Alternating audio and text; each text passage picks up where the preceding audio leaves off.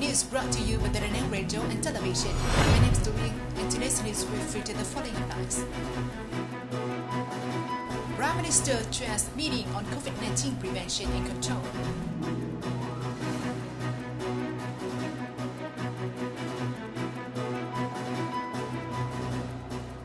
Đà Nẵng City, some services permitted to resume operation.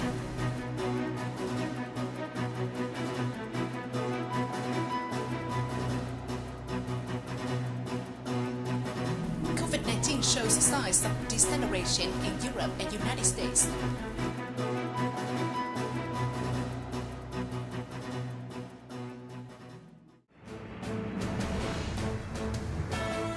On April the 22nd afternoon, Prime Minister Nguyễn Xuân Phúc chaired a meeting with the government's permanent members on the prevention and control of COVID-19 epidemic.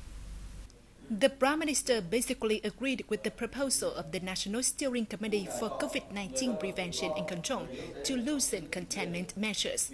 Accordingly, localities nationwide are classified into three groups: high risk, risk and low risk areas, corresponding to three levels of epidemic prevention and control. The Prime Minister assigned the Ministry of Health to continue promoting the anti-epidemic campaign in the community, especially giving detailed instructions to handle COVID-19 positive cases with the fastest and best procedures. The Prime Minister requested the education sector to reopen school with absolute safety. The Ministry of Education and Training needs to soon promulgate regulations on the National High School Graduation Exam as well as university and college exams, with a focus on increasing the use of technology to ensure the accuracy and transparency of these exams. On April the 22nd evening, the City People's Committee issued a document on continuing to implement the work of COVID-19 prevention and control in the new situation. Accordingly, from April the 23rd, Đà Nẵng allows businesses trading in accommodation services, tourist coaches, contract cars, taxis, swimming activities to resume operation, but they must ensure the work of epidemic prevention and control. The city has also encouraged catering establishments to provide takeaway and delivery services. In case of eat-in service, it needs to ensure a minimum distance of 2 meters between customers and waiters. The city government also has the plans for secondary and high school students to return to school from May the 4th and from May the 11th for preschool children.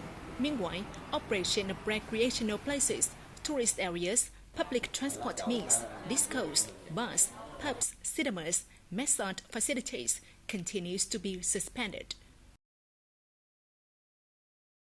The City Department of Transport said that the Ministry of Transport had just sent an urgent document to the Vietnam Road Administration, the Departments of Aviation, Maritime Railway, and the Departments of Transport of Provinces and Cities on the implementation of the Prime Minister's direction at the government's Standing Committee's meeting on April the 22nd afternoon. Accordingly, from 12 a.m. on April the 23rd, 2020, the Hanoi-Ho Chi Minh air route will be operated with a frequency of 20 round trips per day. The routes from Hanoi and Ho Chi Minh City to Da Nang will be operated at a maximum of 6 round trips per day per route. On the flight routes from Hanoi and Ho Chi Minh City to other localities, each airline will operate 1 round trip per day per route. For the routes between other localities not to or from Hanoi and Ho Chi Minh City, each airline is allowed to operate 1 round trip per day. On April the 22nd, although the United States and Europe continue to be the two areas most heavily affected by the COVID-19 epidemic, the epidemic situation is showing signs of deceleration and under control in European countries. The total number of deaths in Europe has exceeded 110,000, with 25,000 deaths in Italy.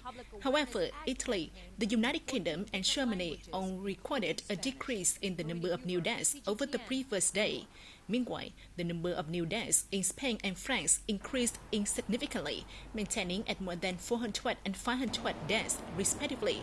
New York, the largest epicenter in the United States, also reported the lowest daily death toll since the beginning of April, with just over 470.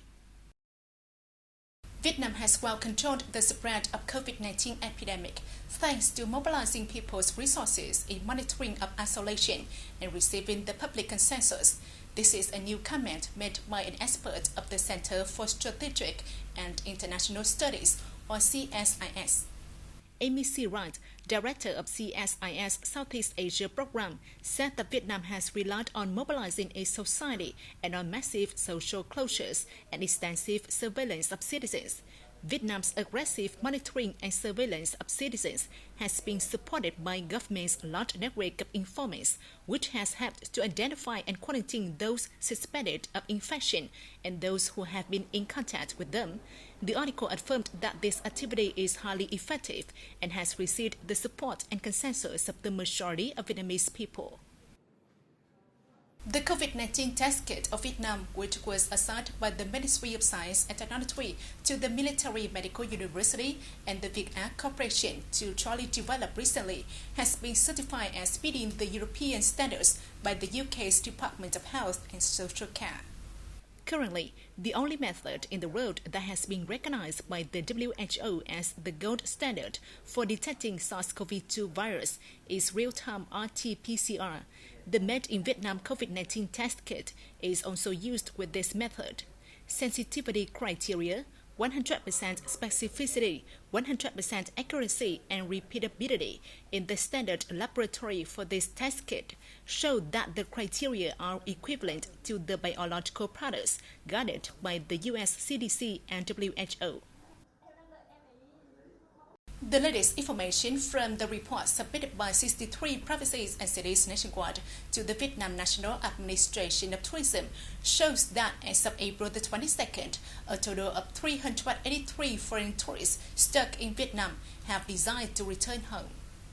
There are currently over 3,000 foreign tourists staying at accommodation establishments nationwide for many objective reasons, such as isolation, cancellation of flights, or border closures of many countries.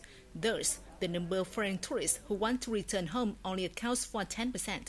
The Vietnam National Administration of Tourism has proposed tourist accommodation establishments with foreign tourists stuck in the localities due to the COVID-19 epidemic support them in exempting or reducing fees for rooms or meals until the Ministry of Transport arrange the flight to bring them home. The quick report of the International Labour Organization on the impact of COVID-19 epidemic on the Vietnamese labour market shows that the COVID-19 crisis has only made a small impact on the Vietnamese labour market. However, the impact may be more pronounced in the second quarter.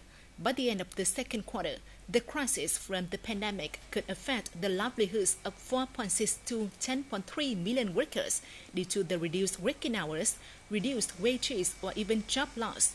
According to the International Labour Organization, workers in informal sector will be seriously affected because they do not get access to social protection networks paid by the state. The Đà Nẵng Youth Union and the city's Youth Federation have cooperated with the city's Young Entrepreneurs Association to continue to donate 5 tons of rice to the residents in the city. Representatives of these units donated 5 tons of rice to Hòa Liên, Hòa Sơn, Hòa Phú, and Hòa Bắc communes in Hòa Vang district and Hòa Hiệp Bắc ward in Liên Chiểu district. Accordingly, the Vietnam Fatherland Front Committee of Communes and Wards will give this amount of rice back to the local residents. Thus, each resident will receive about 10 kilograms of rice. This activity aimed to timely support people in difficult circumstances, shopless people, disabled people, lottery ticket sellers, etc., who are affected by the COVID-19 epidemic, thereby contributing to ensuring social welfare amid the epidemic season.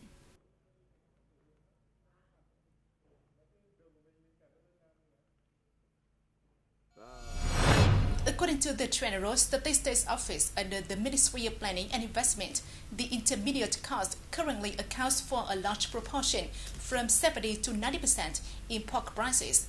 The difference between live pig prices and pork prices is still enormous. The current intermediate cost compared to the time before the African swine fever is about $23,000 to $28,000 per kilogram. According to the Ministry of Agriculture and Rural Development, in terms of pig farming, the slow rate of reproducing pig herds is also one of the reasons causing high pork prices. The total output of live weight slaughtered pig in 2020 is estimated to be equivalent to that of 2018. if the figure reaches over 900,000 tons in the second quarter, in the third quarter, more than 1 million tons, and in the fourth quarter, nearly 1.1 million tons. In the third and fourth quarters of 2020, it will basically meet the demand for pork consumption.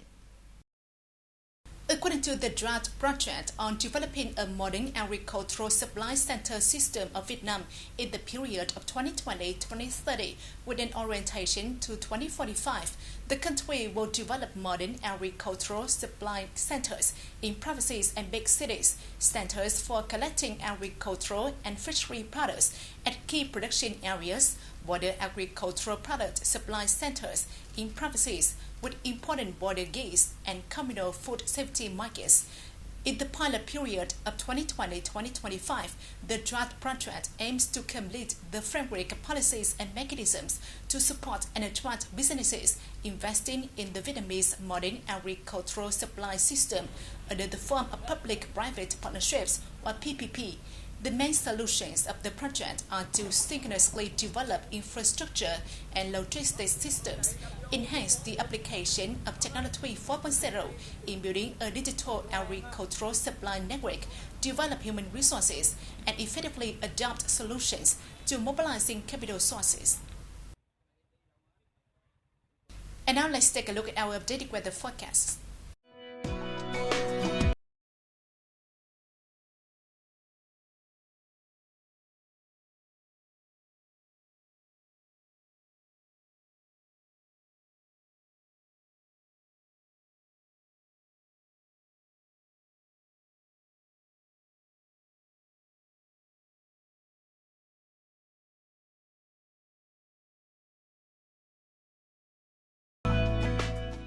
And that's it for today's news. Don't forget to check out Đà Nẵng TV.vn to rewatch our programs.